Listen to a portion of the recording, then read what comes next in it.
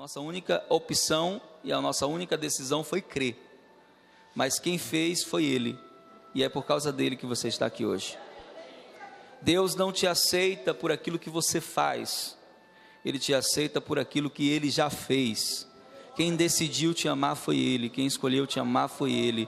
E aí Ele vai dizer em João capítulo 15, versículo 16: não foste vós que me escolheste, mas eu que escolhi a vocês. Então essa escolha partiu dele, essa decisão partiu dele. E Jesus nunca idealizou uma religião, nem sequer o cristianismo é uma ideia de Jesus. Muitas pessoas infelizmente não sabem disso. Jesus nunca falou de cristianismo. A palavra cristão surge pela primeira vez mais de 100 anos depois da morte de Jesus, em Atos capítulo 11, quando eles estão em Antioquia, e o evangelho começa a se espalhar de uma forma assustadora naquela região.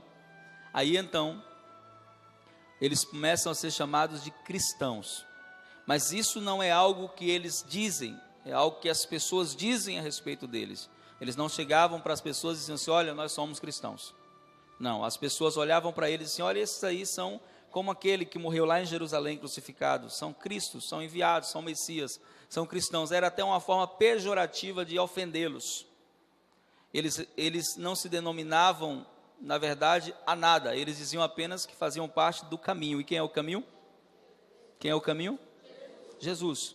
Nós seguimos o caminho, e esse caminho é Jesus. E a ideia do cristianismo se oficializa no ano 300, quando Constantino resolve decretar que o seu império é cristão, fazendo uma mistura de valores, fazendo uma mistura de conduta. É quando a igreja passa por uma das suas piores transições, porque nesse momento o movimento de Jesus, que é o reino de Deus, começa a perder o sentido e começa então a se tornar uma religião, com dogmas, com rituais, com tudo aquilo que descaracteriza o segmento de Jesus. E eu falei na primeira ministração que o segmento, o movimento de Jesus, ele tem uma característica. Qual é a característica? Ele não tem pessoas sagradas, ele não tem objetos sagrados e ele não tem lugares sagrados. Se tiver pessoas sagradas, objetos sagrados e lugares sagrados, é uma religião. Pode ser cristianismo, pode ser evangélico, pode ser o que for.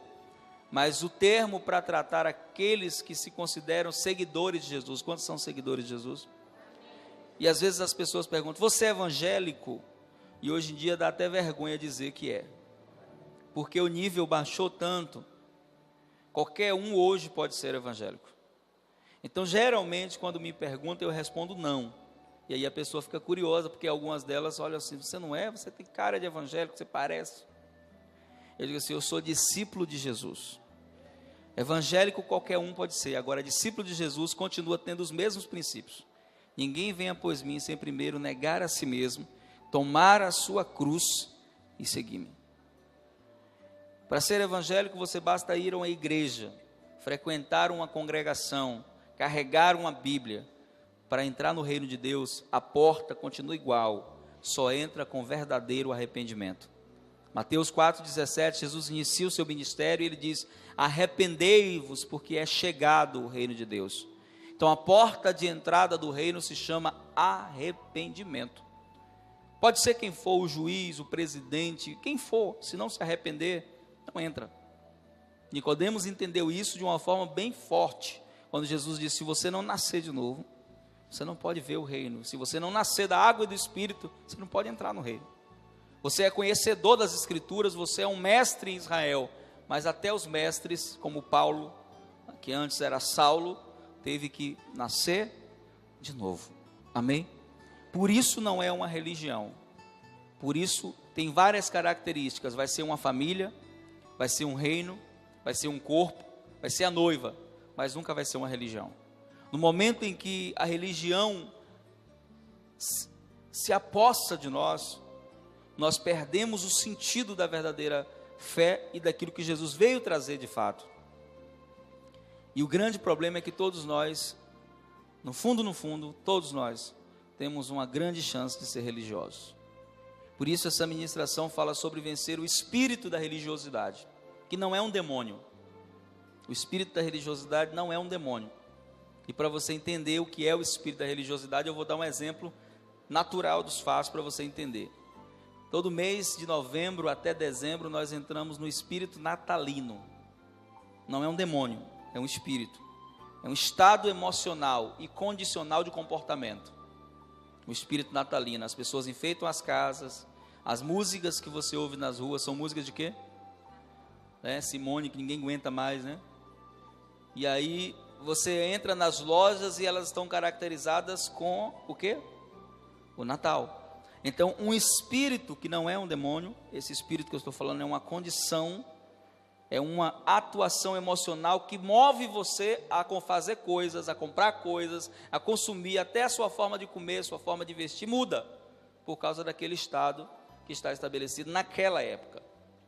O espírito da religiosidade também não é um demônio, é um comportamento que é movido por padrões, por métodos, que contrariam a originalidade da fé, porque como eu disse na segunda ministração sobre esse tema, Jesus nunca condenou os fariseus porque eles faziam coisas erradas. Jesus os condenou porque eles faziam as coisas certas com a intenção errada. Eles oravam, e orar não é errado, mas com que intenção eles oravam? De se aparecerem, de chamar a atenção. Eles ofertavam, e ofertar não é errado, mas com que intenção eles ofertavam? De aparecer também. Eles davam esmolas às pessoas, isso não é errado, mas qual era a intenção? Eles jejuavam, e isso também não é errado. Eles faziam discípulos, tudo isso eles faziam, mas a intenção do coração deles era errada. Então, quando nós começamos a buscar saber qual é a vontade de Deus, nós vamos descobrir que Jesus não veio implantar uma religião, ele veio estabelecer o seu reino, amém? E até quando ele nos ensinou a orar, ele nos ensinou a orar dizendo: Pai nosso que estás nos céus, santificado seja o teu nome, venha o teu reino, venha o teu reino. Então o desejo de Jesus sempre foi que o reino se estabelecesse, mas não era só um desejo de Jesus, era um desejo de Deus. Abra sua Bíblia em Atos, ou melhor, em Êxodo, capítulo 19, isso lá no Antigo Testamento ainda. Não feche sua Bíblia, a gente vai ler alguns versículos. Primeiro, Êxodo 19, versículo 6, que diz assim: Vós sereis para mim um reino de sacerdotes, ou um reino sacerdotal, e uma nação santa. Essas são as palavras que dirás aos filhos de Israel. Amém? Qual era a proposta de Deus para Israel? Que Israel fosse um reino. Essa proposta do reino de Deus, ela é antes da cruz, ela é antes da vinda de Jesus, está aí escrito. Mas não seria qualquer reino, seria um reino de sacerdotes, de pessoas que iriam ministrar a Deus e ministrar aos homens, de pessoas que iriam se submeter a Deus para que os homens fossem tocados. No Antigo Testamento, Deus é o Deus de um povo, o povo hebreu. No Novo Testamento, quando Jesus morre na cruz, ele é o Deus de todo aquele que se rendeu ao seu reino e à sua autoridade. Não só mais daqueles que são judeus, mas de todos aqueles que reconhecem que Jesus Cristo é o Senhor. Quantos já fizeram isso? Então ele é o rei que governa sobre a sua vida. Mas no Novo Testamento a proposta não muda. No Novo Testamento a proposta é a mesma. Abra sua Bíblia em 1 Pedro capítulo 2, versículo 9, diz assim: Porém vós, falando de nós, amém? Vós sois a geração eleita. Você recebe isso? O sacerdócio real, a nação santa, o povo de propriedade exclusiva de Deus, cujo propósito é proclamar as grandezas daquele que vos chamou das trevas para a sua maravilhosa luz. Quantos recebem isso? Então, no Novo Testamento, a proposta continua a mesma. Deus não tem desejo de instituir uma religião, mas Ele tem desejo de que o seu reino se manifeste entre nós. Por quê?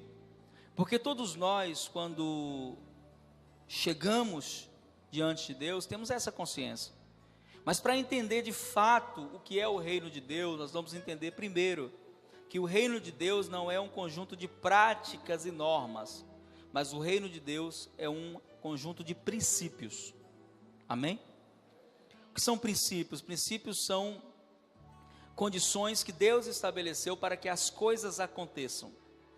E se aquele princípio for quebrado, o resultado não acontece. Não adianta querer servir a Deus quebrando princípios. Estava ouvindo um testemunho ontem do apóstolo Marcondes, e o filho dele aprontou, né? E foi para a escola, levou uma bola de futebol, e ele menor que os outros, né? Ele tem 11 anos, 9 anos, não lembro a idade. Ele conseguiu convencer todos os coleguinhas dele a não assistirem aula e ir jogar futebol. Então ele conseguiu, todos foram jogar futebol. A diretora ligou para o pastor e reclamou. E aí, pastor, não, pode ficar tranquilo que a gente vai tratar isso aí. Quando ele chegou em casa, ele entrou com o filho no quarto, junto com a mãe, e disse assim, a sua diretora me ligou, me contando o que você fez hoje. Aí ele em primeiro lugar, eu quero lhe parabenizar pela sua capacidade de liderança, porque você conseguiu influenciar todo mundo. Sim, teve um detalhe, quando a diretora foi confrontar ele começou a argumentar com a diretora, né? A senhora sabe quanto é que a gente paga por mês nessa escola, para ficar aqui como escravos na sala de aula? Aí, em segundo lugar, ele falou, eu quero lhe parabenizar pela sua capacidade de defender aquilo que você acredita. Mas em terceiro lugar, eu quero lhe ensinar algo. Não se faz liderança quebrando princípios. Não se estabelece liderança quebrando princípios. E aí, para você aprender isso, em quarto lugar, eu vou lhe dar uma surra agora. E todas as vezes que você lembrar, e aí, ele deu uma surra no garoto e contou isso na igreja. Só que você sabe que hoje não pode bater mais. E tem um juiz que congrega com ele. Quando ele contou, o juiz chegou para ele e falou assim, pastor, o senhor falou que ele quebrou o princípio, mas o senhor também quebrou. O senhor sabe que é um princípio, que hoje é uma lei, tem uma lei que não pode mais bater no filho, o senhor também disciplinou ele quebrando um princípio. Aí ele falou assim, o senhor sabia como juiz que uma lei não pode sobrepor a outra? O senhor deveria saber isso, o senhor é um magistrado. Mas sim, sei, claro que eu sei. Ele falou, pois aqui na minha legislação do reino do meu pai, está escrito, corrige a criança com vara para livrá-la do inferno. E é essa lei aqui, doutor, que prevalece na minha vida. Aquilo que o meu Senhor estabeleceu. Foi assim que Daniel se recusou a aceitar o decreto do rei da Babilônia. Foi assim que Misael, Ananias e Azarias, que a gente chama de Sadraque, Mesaque e Abednego, que nunca foram os nomes dele, recusaram se prostrar, porque a lei daqueles que estão vivendo no reino de Deus é a palavra do Senhor, que vem em primeiro lugar. Pode o mundo mudar, as estações mudarem, a legislação mudar, mas quando você está no reino de Deus, você sabe que aquele que te chamou é fiel para te garantir, para te cumprir. Amém? Então, isso é uma verdade que muitos filhos de Deus não conhecem. Nós somos chamados para viver em um reino de justiça. Jesus falou em Mateus 6,33, buscai em primeiro lugar o reino de Deus e a sua justiça. Não existe um reino sem justiça.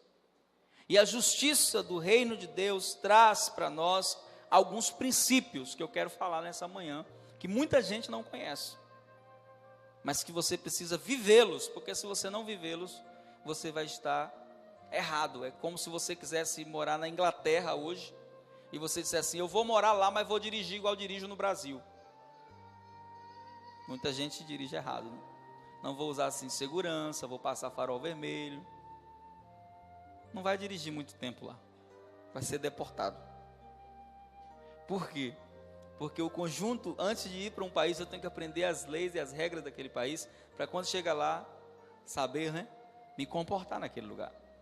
Então o reino de Deus, ele tem princípios que Deus não vai negociar com ninguém. A religião negocia, Deus não. Os princípios deles são inalteráveis e pode passar geração a geração, eles vão ser os mesmos. Amém? Um dos princípios principais do reino de Deus, que é um dos mais negligenciados, na verdade, é o princípio que é a base de todos os outros: amar. Amor no reino de Deus não é uma opção. Amor no reino de Deus é um princípio. E esse amor aqui não é o amor sentimento. Existem 3 palavras no grego para amor. Uma é eros, que fala do amor de um homem por uma mulher. A outra é phileo, que fala do amor do irmão para a irmã, ou de um amigo para uma amiga. Aquele amor que você deve ter pelos irmãos da igreja. Mas existe uma palavra que é a palavra master sobre amor, que é a palavra ágape. E ágape, diferente de filéu, de eros, não é um sentimento. Ágape é um comportamento. Deus não tem amor, Ele é o amor. E a natureza dele é amar. Quando você resolve viver no reino de Deus, você resolve viver o ágape. Você resolve viver essa verdade. Não porque o outro merece ser amado, porque às vezes ele não merece, mas porque você tem uma dívida de amor, não com ele. Você tem uma dívida de amor com aquele que te amou, mesmo você sendo quem era. Aquele que não esperou o seu comportamento mudar para te amar, ele te amou antes mesmo de você nascer. Então o que nos move a praticar o ágape não é a condição da pessoa ou a postura dela, porque às vezes ela não merece mesmo. Mas nas palavras de Jesus, isso é percebido de uma forma mais clara na parábola do samaritano. Quantos conhecem? Parábola do samaritano, um escriba chega para testar Jesus. E Jesus, ele quando era questionado por pessoas, e o interesse das pessoas era aprender, ele ensinava com amor. Mas quando ele percebia que o interesse das pessoas era provocá-lo, testá-lo, ele era duro. Ele respondia de uma forma que mexia com a religiosidade das pessoas. Então o homem chega para Jesus assim: mestre, quais são os grandes mandamentos da lei? Jesus diz assim: amarás o Senhor teu Deus de todo o teu coração, de todo o teu entendimento, de toda a tua alma. E depois desse, amarás o teu próximo como a ti mesmo, que a gente já explicou aqui na primeira ministração que mudou, né? Jesus mudou em João capítulo 13, versículo 34. Mudou, pastor? Mudou. O negócio agora para a gente é mais estreito. Antes era amarás o teu próximo como a ti. Agora é amarás uns aos outros como eu os amei, como ele amou. É bem mais difícil, porém o resultado vale a pena. Amém? E a parábola diz que 2 homens religiosos passam e não socorre aquele homem, mas o inimigo passa e o socorre. Quem o socorre não é um amigo, quem socorre é quem? O inimigo. O que aquele inimigo fez? Ele pagou, ele hospedou aquele homem, ele fez para aquele homem o que ele gostaria que alguém fizesse por ele, se ele estivesse na mesma condição daquele homem. Isso é ágape, amém? Alguns vão ser gratos, alguns serão como os 9 leprosos, que Jesus curou da lepra, uma doença incurável, e nem sequer voltaram para dizer obrigado. Mas isso, Jesus não se revoltou e disse assim: a partir de hoje eu não curo mais nenhum leproso, a partir de hoje eu não vou curar mais ninguém. Não, porque o que movia ele não era a resposta das pessoas, o que movia ele era a autoridade do Pai sobre ele, era o amor do Pai sobre ele. Que isso seja o que mova a sua vida, que isso seja o que mova os seus relacionamentos, porque você vai ter pessoas no seu convívio, no trabalho, na faculdade, que não merecem ser amados. Por que não merecem? Porque são pessoas que são ruins, te maltratam. Então, do ponto de vista humano, se a gente fosse agir na humanidade, a gente iria rejeitar essas pessoas. Mas você precisa agir dentro dos princípios do amor de Deus. Tem uma amiga que ela é diretora de uma escola, eu gosto sempre de contar esse testemunho quando eu falo desse amor ágape. E ela chegou para mim e disse assim: pastor, eu queria te pedir uma ajuda em oração. Eu falei: por quê? Porque eu estou passando uma luta lá no meu trabalho. Tem uma pessoa lá, uma professora, que me persegue, fala mal de mim, não gosta de crente, e ela fala isso, fala aquilo outro, e segunda-feira eu estou indo lá na Secretaria de Educação, porque eu vou pedir para o secretário remover ela daquela escola. E eu queria que você me ajudasse de oração para o secretário liberar. Eu falei, estou fora. Eu não vou ajudar, não. Você não vai me ajudar? Eu falei, tá louca? Isso não é de Deus, não. Assim, como assim? Eu disse, minha filha, você está lendo que Bíblia? Não é assim que os filhos de Deus se comportam. Você está fazendo tudo errado. E o que é que eu só acho que eu devo fazer, assim, né? Meio desaforado.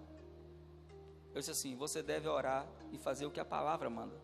A palavra diz que quando alguém te persegue, e quando alguém fala mal de você, você tem que abençoar essa pessoa. Então você vai orar a Jesus pedindo a Ele uma oportunidade para abençoar ela. E Ele vai te dar. Se você fizer, aí ela disse, me contando depois, né, que ela saiu dali com a raiva de mim. Mas ela foi refletindo no caminho. E no caminho o Espírito Santo convenceu ela, amém? Ela foi segunda-feira, já tinha marcado a reunião com o secretário de educação, foi lá. E aí quando ela voltou, ela fez uma reunião com os professores, né? Disse assim, olha, hoje no final da tarde eu quero uma reunião com todos os professores. Todo mundo já sabia o que iria acontecer na reunião, o final já estava traçado. Todo mundo sabia a indiferença que ela tinha em relação àquela professora. E aí quando fizeram a reunião, estive hoje na Secretaria de Educação, conversando com o seu secretário fulano de tal, e falei para ele que o trabalho está muito difícil aqui na escola, e eu pedi a ele que liberasse para a gente colocar uma vice-diretora. E fulana, eu escolhi você. A mulher, eu? Sim, você. Todo mundo olhou para ele e fez, hã? Aí assim, eu posso conversar com você em particular? A mulher, né? É assim, pode. Aí encerrou a reunião, as duas entraram na secretaria, né? Aí ela virou para aquela irmã e disse assim, por que você está fazendo isso? Você sabe que eu não gosto de você. Você sabe que eu falo mal de você. Sabe disso, né? Que eu não gosto de você, que você é crente. Você sabe disso? Sei. E por que você está fazendo isso? Porque no reino do meu pai, é assim que a gente trata quem não gosta da gente. A gente abençoa. E eu quero abençoar a sua vida. Aí a mulher encheu o olho de lágrimas e começou a se maldizer. Quem não presta sou eu. É eu que não vale nada mesmo. Resultado, aceitou e em poucos meses se rendeu a Jesus. Está entendendo? Pode aplaudir, Senhor. Eu sei que você ensaiou um aplauso aí a Jesus, pode aplaudir. Amém? Aleluia. Então, o princípio que ela não usou porque gostava daquela mulher. Ela usou porque era a coisa certa a fazer. Amém? Se nós vivemos as nossas vidas movidas por esse amor, que abre espaço para o perdão, que abre espaço para as manifestações de serviço, nós viveremos um princípio que vai nos dar muitas alegrias. Amém? Mas não é só amor que é um princípio, a mordomia cristã é um princípio. O que é mordomia cristã? Muitos não sabem o que é isso. É servir a Deus com tudo que sou, com tudo que tenho e da forma que eu posso fazer. É servir a Deus com o meu tempo, amém? Não dar a Ele os meus finais de semana. A religião até permite isso, que você tenha um compromisso de final de semana com Deus. O reino de Deus não permite isso. Vencer o espírito da religiosidade é entender que eu estou representando Jesus em qualquer lugar que eu esteja, não importa a hora nem o dia. De que eu sou um embaixador do reino de Deus e que trago sobre os meus ombros um nome que eu tenho a zelar e não é o meu, é o de Jesus. Então servir a Deus com o meu tempo, não dar a Deus somente as horas do culto, mas onde eu estiver, que haja um culto a Deus por meio da minha vida. Servir a Deus também com os meus dons e talentos. Todo mundo recebeu de Deus algum dom. E quando você não usa esse dom, não é só você que é prejudicado. As pessoas são, porque o dom é uma ferramenta que Deus nos dá para servir a outros. E à medida que vamos servindo a outros, Ele vai nos abençoando. Amém? Mas não só servir a Deus com os meus dons, servir a Deus com os meus bens também. Com tudo que Ele me deu. Por quê? Porque como eu ensino aqui, quando falo de dízimo e oferta, o Senhor não é dono de 10% do que eu tenho. O Senhor é dono de tudo na minha vida. Tudo que eu tenho é dele, o ar que eu respiro, eu só estou de pé aqui agora falando para vocês, porque Ele permitiu que isso acontecesse mais um dia. Então quando eu entendo isso, eu vou colocar até os meus bens à disposição dele. Porque tem muita gente que não faz isso. Tem pessoas que compram um carro e colocam lá, propriedade exclusiva de Jesus. Nunca dá uma carona para ninguém. irmão precisa ir no hospital porque não tem carro, ele não leva. Como é que é propriedade exclusiva de Jesus um negócio desse? Então muitas pessoas não entenderam ainda que no reino de Deus tudo é do rei, a gente apenas administra. Amém? Obediência no reino de Deus também não é uma questão de escolha somente, ou melhor, de vontade, perdão. É uma questão de escolha aquilo que o Senhor quer fazer. Porque se você só obedece a Deus quando você sente vontade, isso não é obediência, isso é conveniência. Obedecer a Deus é mesmo quando eu não tenho vontade. Mas não é só obediência, o perdão no reino de Deus também é um princípio. A gente não perdoa porque o outro merece ser perdoado às vezes. A gente perdoa porque nós somos perdoados. O que me move a perdoar é o perdão que eu recebi. Eu tinha uma dívida muito mais alta do que as outras pessoas têm comigo. Quando isso é uma verdade no seu coração, você não tem dificuldade de perdoar ninguém. Até porque você sabe que seu coração não é lata de lixo, seu coração é templo do Espírito Santo, amém? Quando você não perdoa os outros, quem é prejudicado é você, não é ninguém. Tem gente que te ofendeu, nem lembra mais, e às vezes você fica guardando mágoa no coração. Então olha para o seu irmão e diga: seu coração é templo do Espírito Santo, amém? Mas não é só isso que é princípio no reino de Deus. A honra no reino de Deus é um princípio. Por quê? Porque todo pecado, pode observar o que eu vou falar agora e guarde isso no seu coração. Todo pecado é uma ação de desonra. Todo pecado. Você desonra alguém ao pecar, seja qualquer nível de pecado, é uma ação de desonra. E no reino de Deus nós somos chamados primeiros a honrar o Senhor, amém? Acima de tudo, honra o Senhor, porque quando você faz isso, Ele te coloca na posição de honra. Nós somos chamados a honrar a família. O que mais tem acontecido nos nossos dias é desonra na família, não só do desrespeito dos filhos para com os pais, mas às vezes a desonra de um cônjuge para o outro. Às vezes a desonra e a deslealdade se estabelece nas famílias, e em uma religião dá até para viver assim, mas no reino de Deus não. No reino de Deus, ou você honra o que deve ser honrado, ou você não será aceito da forma que deve ser aceito. Não só honrar a família, mas honrar também a igreja. E quando eu falo a igreja, eu não estou falando dessa estrutura aqui, eu estou falando da igreja de Jesus na terra, amém?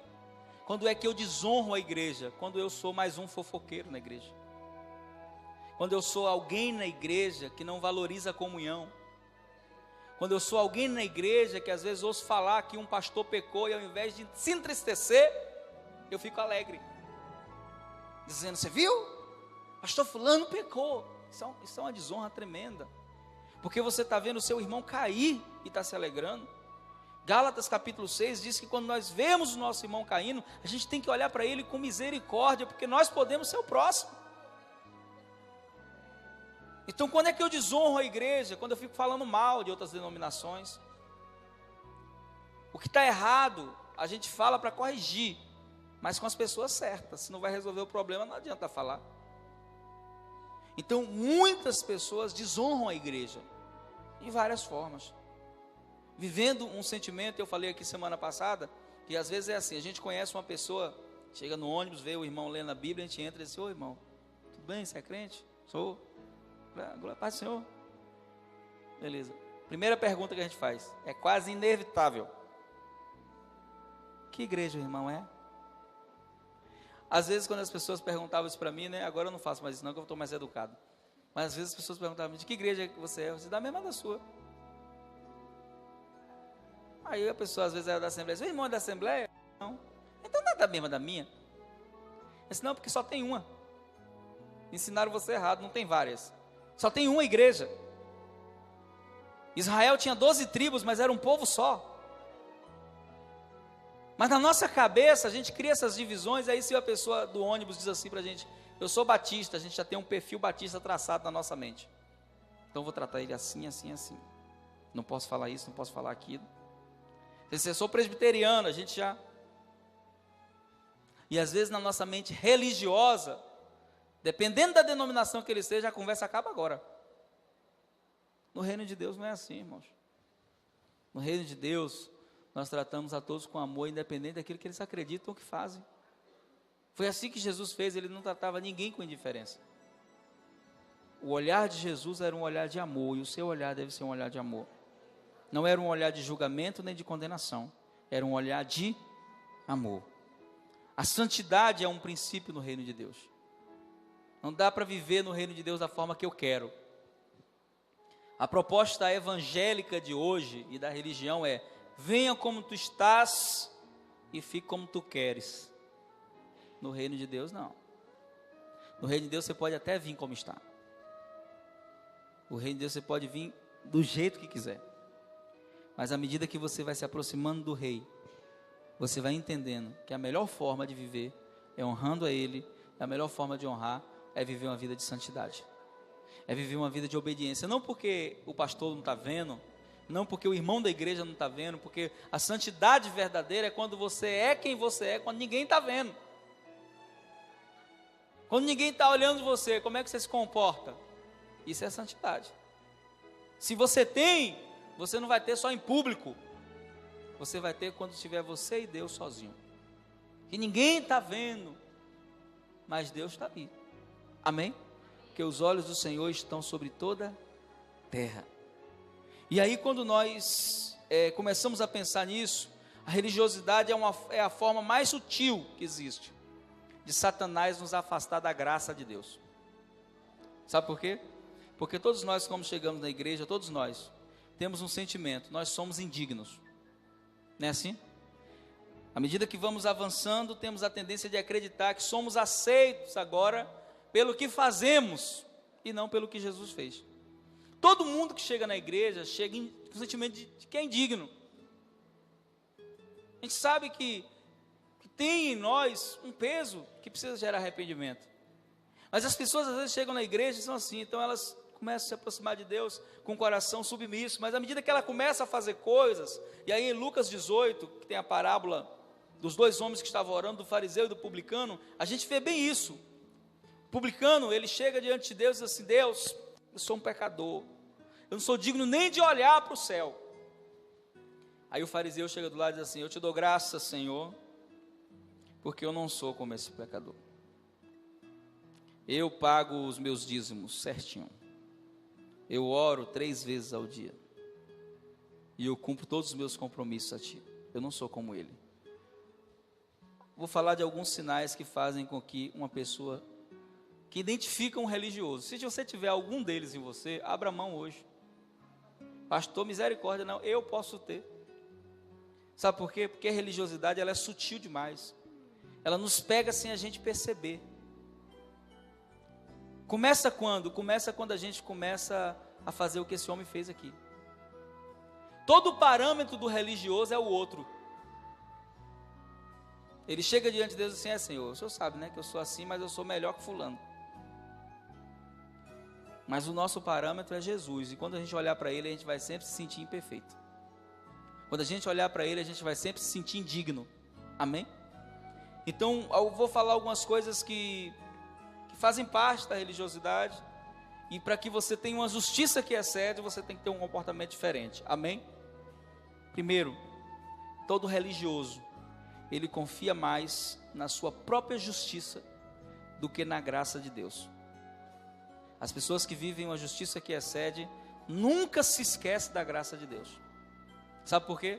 Sabe qual é o segredo de você nunca se tornar soberbo e achar que é a sua justiça? Isaías 64 diz que as nossas justiças, versículo 6, são como trapos de imundícia diante do Senhor. Trapo de imundícia, para quem não sabe, eram os panos que os leprosos usavam nas suas feridas e os panos que as mulheres usavam no período menstrual. É assim que Deus compara todo aquele que chega diante dele batendo no peito achando que é justo. Nós temos que chegar diante de Deus sempre com o sentimento: eu só estou de pé porque o Senhor me sustenta. Eu só estou aqui porque o Senhor está segurando na minha mão. Se não fosse o Senhor, há muito que eu já teria sido destruído. Então, uma justiça que excede tem esse sentimento no coração. Ele entende que ele não está de pé porque ele é forte. Ele está de pé porque o Senhor o sustenta. Eu me lembro que no começo da minha fé, eu pecava mais do que hoje, né? E aí eu fazia uma oração que um dia o Espírito Santo disse assim: você está orando errado.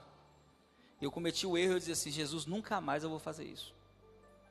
Aí depois ia lá e fazia de novo. Aí eu ficava mais triste ainda, e quando foi um dia, o Espírito Santo falou para mim, você está orando errado. Aí eu deixei de orar e dizer assim, Senhor, nunca mais eu vou fazer isso. Comecei a orar dizendo, Senhor, me ajuda, para que eu nunca mais faça isso. Me sustenta, não deixa eu fazer isso mais não, segura na minha mão. Eu mudei o foco, eu não estou prometendo nada, nem garantindo nada, porque a gente não pode garantir nada. A Bíblia diz, aquele que está em pé, mas quando você coloca a sua força nele, quando você coloca os seus olhos nele, ele é fiel, ele te livra, ele te sustenta, ele te levanta, ele te ergue, porque ele é poderoso. Amém? Então comecei a dizer, Senhor, me sustenta, Senhor, tem misericórdia de mim, me fortalece. E a santidade de Deus foi se estabelecendo. Então a pessoa que tem uma justiça que excede, ela não se sente melhor do que ninguém. Por quê? Porque quando a pessoa está assim, ela se torna soberba, orgulhosa. Um dos segredos que para você nunca se soberbecer, nunca se esqueça de onde Jesus te tirou. Quem lembra? Quem chegou arrebentado na igreja igual eu, assim, cheguei arrebentado. Lembra como você chegou? Nunca se esqueça daquilo. Tinha um rapaz que ele viajava comigo e ele foi mendigo. E aí um dia nós fomos para o Rio de Janeiro fazer um tempo de conferências. E aí o apóstolo que nos hospedou soube da história dele, né? E disse para ele assim, pois hoje eu vou levar você para almoçar num dos melhores restaurantes do Rio de Janeiro. Vou levar você lá. E levou ele, né? Quando a gente estava assim sentado à mesa, aí o garçom veio servir ele falou, garçom, só Deus faz isso, sabia? Aí o garçom disse assim, o quê? Ele disse assim, eu sou um ex-mendigo, eu comia no tambor do lixo de restaurantes como esse. E hoje eu estou aqui, ó, comendo onde come Xuxa, onde come Ronaldinho, onde come essa galera toda. E o melhor, não estou pagando nada, estão pagando para mim. Aí ele falou pro garçom, eu era mendigo. O garçom deu risada, né? Não acreditou. Aí quando o garçom não acreditou, ele deu um terra, meu irmão, dentro do restaurante. Todo mundo olhou assim, quando todo mundo olhou, ele ficou de pé e disse, ei, todo mundo aqui, eu aqui. E falou, todo mundo ali, todo mundo ficou. Aí sentou, aí o garçom, só Deus faz isso mesmo. Mas é um segredo para você. E ele tinha um propósito, que às vezes ele chegava para almoçar comigo na casa das pessoas, ele disse, hoje eu estou aqui almoçando na sua mesa, você é príncipe, você é princesa do Senhor, e quem me colocou aqui foi Deus. E aí ele tinha um propósito com Deus, de todo lugar que ele comia, ele contava o testemunho dele. 5 minutinhos ali, ele contava de onde Deus tirou ele. Um dia eu perguntei, por que você faz isso? Ele disse, porque eu não quero me esquecer de onde Deus me tirou. Quando você se esquece, você se torna soberbo. Tem gente que se torna cheio de direito, achando que tem direito, achando que deve fazer exigências. Meu irmão, o que temos no reino de Deus é privilégio e amor de Deus por nossas vidas. Se Jesus não tivesse nos dado nada, só a salvação, já era tudo. O resto é lucro. Amém? Então não deixe a soberba entrar no seu coração, porque senão você vai se tornar religioso. Nunca olhe ninguém como se fosse menos. Por quê? Porque no reino de Deus, maior é o que serve. É aquele que entende que as pessoas estão ali, mas elas não são melhores nem piores. Elas apenas precisam ser alcançadas com o amor de Deus. Amém? Uma outra coisa. Se sente melhor melhor que aqueles que não fazem o que ele faz. Uma justiça que excede, por maior que seja, sempre respeita a todos, olhando a todos com amor e misericórdia. Ou seja, você nunca vai se ensoberbecer só porque você faz o que o outro não faz. Filipenses capítulo 2, versículo 3 diz que nós não devemos fazer nada por contenda, mas nós devemos olhar para o nosso irmão e considerá-lo como superior a nós. Às vezes a gente não faz isso. E aí não para por aí, né? Uma justiça que excede faz isso, age com humildade. Todo religioso, ele valoriza mais práticas e liturgias e fere pessoas para manter as práticas e as liturgias. Uma justiça que excede ama pessoas e entende o valor da cruz, não maltrata ninguém, porque entende que aquela pessoa foi alguém comprada por um precioso sangue, que o preço com que a pessoa foi comprada foi muito alto. Quando você entende o valor que as pessoas têm para Jesus, você não fere ninguém. Você olha para elas e você entende que você pode jogar fora o que Jesus pagou um preço alto para conquistar. E a gente só sabe quando precisa ser alcançado, quando a gente está na mesma situação. O religioso não, ele, para manter a doutrina dele, para manter o padrão dele, ele fere pessoas. Porque eu sou assim, e pronto.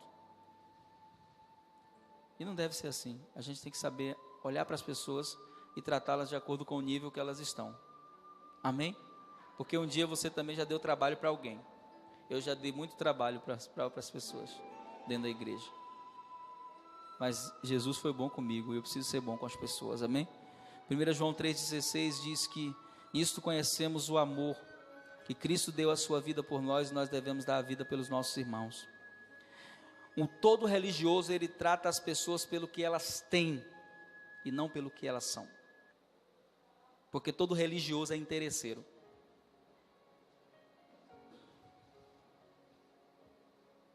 Aí às vezes o irmão que vem para a igreja de chinelo, havaiana, ele trata de uma forma. E o outro que ele sabe que tem dinheiro, ele trata melhor. E isso é uma postura religiosa. Porque quando você entender o amor de Deus, você trata o porteiro, o rapaz que trabalha aí, o seu Antônio, da mesma forma que você me trata. Porque se você me trata bem, só porque eu sou pastor, me perdoe, mas você é religioso. Porque quando você entendeu o reino de Deus, não existe pessoas invisíveis para você. Um dos melhores filmes que eu assisti na minha vida foi o filme sobre Nelson Mandela. Alguém já assistiu? Do jogo de Robey. E aí tem uma hora que o jogador lá principal da seleção vai visitar o presidente, ele manda chamá-lo. Invencíveis parece o nome do filme. E aí ele pergunta para o segurança do presidente, como ele é? E aí o segurança assim, ele é diferente. Diferente como? Para ele ninguém é invisível. Ele conhece todo mundo. Ele fala com todo mundo. Então quando você não é religioso, você trata as pessoas bem. Não porque é só uma necessidade de educação, mas porque você tem um rei que te trata bem. Amém? E Tiago capítulo 2, versículo 2 diz assim: se por assim dizer entrar na vossa igreja algum homem com anéis de ouro nos dedos, trajando roupas caras, e ao mesmo tempo entrar uma pessoa pobre, vestindo roupas velhas e sujas, e tratardes com atenção em especial o homem bem trajado, e honrardes dizendo, eis aqui um lugar digno para você, senta aqui. Mas disserdes ao pobre, você fica aí, em pé, ou pode sentar no chão se quiser, próximo aí, no chão. Esse tratamento, Tiago vai dizer, não é de Deus. Essa espiritualidade, essa religiosidade não é de Deus. Porque no reino de Deus tem lugar para todos. E no reino de Deus você não trata pessoas como personalidade. No reino de Deus você não trata pessoas como personalidade. Você trata pessoas como pessoas. Porque às vezes a gente sabe que o irmão é juiz, que o irmão é isso, que o irmão é aquilo. A gente tem um respeito, sim. Não pode respeitar ninguém. Mas a gente não pode fazer diferença, porque no reino de Deus não deve ser assim. Deus não faz acepção de pessoas e nós também não devemos saber. Todo religioso, ele busca reconhecimento e honra dos homens. Todo aquele que vive o reino de Deus faz parte da família de Deus. Tudo que faz é para a glória de Deus, tendo por certo que a recompensa vem do alto, vem daquele que é fiel. 1 Coríntios 15, 58 diz, portanto, meus amados irmãos, permaneçam firmes e nada vos abale, dedicando-vos dia a dia à obra do Senhor, plenamente consciente que o Senhor que vos chamou, jamais será infiel e injusto, mas dará a cada um com recompensa e graça. Você recebe isso? Então não faça nada para receber reconhecimentos. Mas eu estou fazendo tanta coisa na igreja, ninguém nunca me disse obrigado. Eu sei que deve haver o obrigado, deve haver o tratamento, o reconhecimento, mas mesmo quando não houver, a gente continua, porque a gente sabe para quem está fazendo e a gente sabe por que está fazendo. Amém? Esse dia eu estava aconselhando uma pessoa e a pessoa disse assim para mim: mas às vezes eu não faço as coisas, pastor, porque eu não tenho vontade. Eu falei assim: você acha que eu tenho vontade de toda tarde vir para aqui aconselhar pessoas? Eu não venho porque eu venho cheio de vontade, não. Tem um dia que eu estou com vontade de ficar de tarde dormindo, mas como eu já renunciei à minha vontade, quem manda na minha vontade é o meu Senhor, eu venho mesmo sem vontade. Agora quando eu chego aqui, a coisa muda, porque eu começo a ouvir a pessoa, meu coração se alegra em poder ajudá-la, e aí eu saio daqui percebendo que valeu a pena vir. Então por que eu venho? Por que eu faço? Não é porque o pastor Rogério me pede: eu quero que você fique aconselhando as pessoas da igreja. Não é por isso. Eu faço porque eu sei que Jesus fez algo grandioso por mim, e a forma de reconhecer isso é servindo a pessoas. Amém? Para nós terminarmos, todo religioso sempre está buscando posições e desejando que sua autoridade seja reconhecida. Aquele que entendeu o reino de Deus se comporta como servo. Não tem dificuldade de tomar a toalha, por maior que seja. Por quê? Porque em Marcos 10:45 diz: porquanto nem mesmo o Filho do Homem veio para ser servido, mas para servir e dar a sua vida em resgate de muitos. Um dia eu estava orando e eu falei para Jesus, né? Jesus, eu quero ter o teu ministério. Eu disse: então sirva, serve as pessoas. Meu ministério foi esse, foi servir. Por quê? Porque quando ele vai lavar os pés de Pedro, ele diz assim para Pedro: vou lavar seus pés. Aí Pedro disse: não, meus pés não.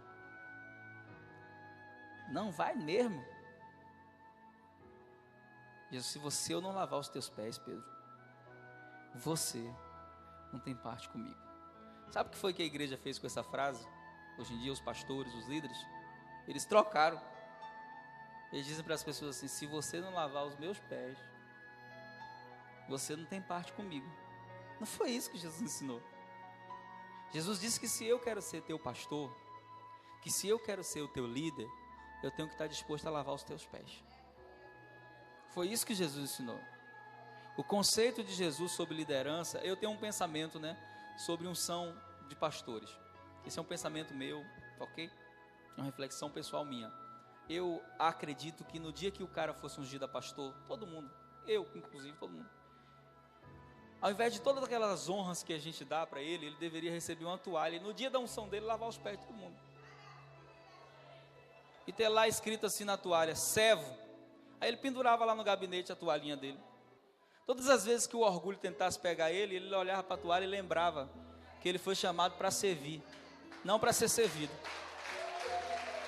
E essa deve ser a postura. Por quê? Porque foi assim que Jesus fez. E a última coisa para a gente fechar: todo religioso não se importa quando uma pessoa cai em pecado, ele não se compadece.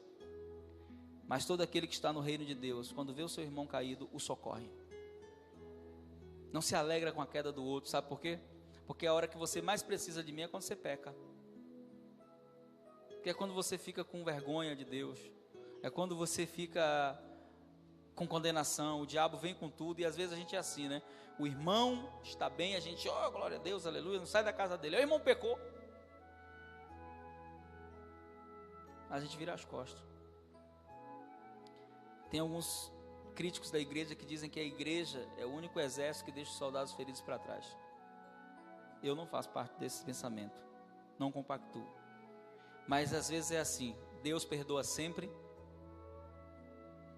a igreja às vezes. Deus perdoa sempre, a igreja às vezes. E muitas vezes a gente se esquece. Gálatas 6:1 diz: se alguém for surpreendido em algum pecado, vocês que são espirituais devem restaurar essa pessoa com espírito de humildade. Todavia, cuida de ti mesmo, para que você não caia no mesmo erro. Então que o Senhor nessa manhã ministre seu coração, e que você não seja um religioso, mas que você seja um discípulo de Jesus, cidadão do reino de Deus, que vive os princípios do reino de Deus, a justiça do reino de Deus, e que entende que a gente não faz nada pelas pessoas porque elas mereçam, a gente faz porque fomos alcançados pelo amor, fomos alcançados pelo perdão. Eu não tenho como me comportar diferente, né? Eu me lembro que uma vez eu estava trabalhando com uma pessoa muito difícil, discipulando uma pessoa muito difícil, e eu falei: ó Deus, desisto. E o Espírito Santo falou fortemente no meu coração: eu não desisti de você quando você me dava trabalho, lembra? Aí começou a me lembrar o tanto de coisa errada que eu já tinha feito depois de crente. Eu não desisti de você, por que você vai desistir dele? Insista. E aí eu pedi perdão, eu falei: tá bom, Senhor, eu vou insistir. E hoje essa pessoa é um pastor, um homem de Deus, um amigo. E às vezes a gente não quer investir em ninguém, a gente não quer investir em pessoas, mas Deus nos chamou para amar pessoas, não coisas. Deus nos chamou para viver o reino de Deus, viver o Evangelho, e viver o Evangelho, ser representante de Jesus. Sabe por quê? Estende as suas mãos para frente aí. Está vendo essas mãos aí? Essas são as mãos de Jesus hoje. Está vendo esses pés aí? Esses são os pés de Jesus hoje. É com essas mãos que Jesus vai tocar as pessoas. É com esses pés que Jesus vai até as pessoas. É com esses braços que Jesus vai levantar as pessoas. É com esses olhos que Jesus vai olhar para as pessoas com amor, com misericórdia, com perdão. E esse é o desejo, que nós venhamos viver o Evangelho, e não aquilo que tem nos vendido a televisão, não aquilo que tem nos vendido os pastores de grandes nomes. Não, nós vamos viver o Evangelho de Jesus, porque a nossa referência é Ele, a nossa referência de santidade, de amor, de perdão é Ele, e é por Ele que nós iremos viver e para a glória dEle. Amém? Dê um aplauso forte a Jesus essa manhã. Glória a Deus. Fique de pé, em nome de Jesus, por favor. Coloca a mão no seu coração. Pai, nós te bendizemos nessa manhã. Te pedimos que o Senhor nos livre de sermos tragados pelo espírito da religiosidade. Senhor, não nos deixe nos esquecer nunca de onde o Senhor nos tirou.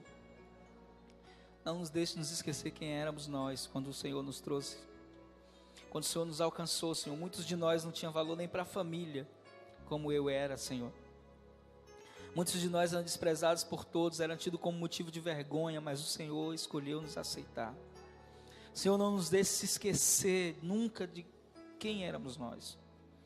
Senhor, muitos de nós nem sequer acreditaríamos em nós mesmos, mas o Senhor estendeu a sua mão para nós, e com amor o Senhor nos acolheu. Por isso nessa manhã nós rejeitamos, Senhor, todo espírito de religiosidade, que tenta nos fazer esquecer de onde o Senhor nos tirou, que tenta nos tornar soberbos. Nós não queremos isso, nós rejeitamos em nome de Jesus. E nós pedimos que o Senhor toque o nosso coração, Senhor, para que a nossa vida reflita a Tua glória, o Teu amor, na família, na casa, no trabalho, que nós não venhamos negociar os princípios do Teu reino, mas que nós possamos nos colocar, Senhor, como aqueles que servem. Nós rejeitamos, Senhor, toda a proposta de engano das trevas, tudo aquilo que o inimigo tenta trazer para nos afastar da Tua graça, e nós reconhecemos hoje, nessa manhã, que se estamos de pé, é porque o Senhor nos sustenta. Se estamos aqui, é porque a Tua mão nos sustenta, Senhor, e nós queremos dar a Ti toda a honra, toda a glória, todo o louvor e toda a adoração, reconhecendo que só Tu és digno de receber todas as coisas, porque Tu criaste todas as coisas, em nome de Jesus, amém. Dê um aplauso mais uma vez a Jesus.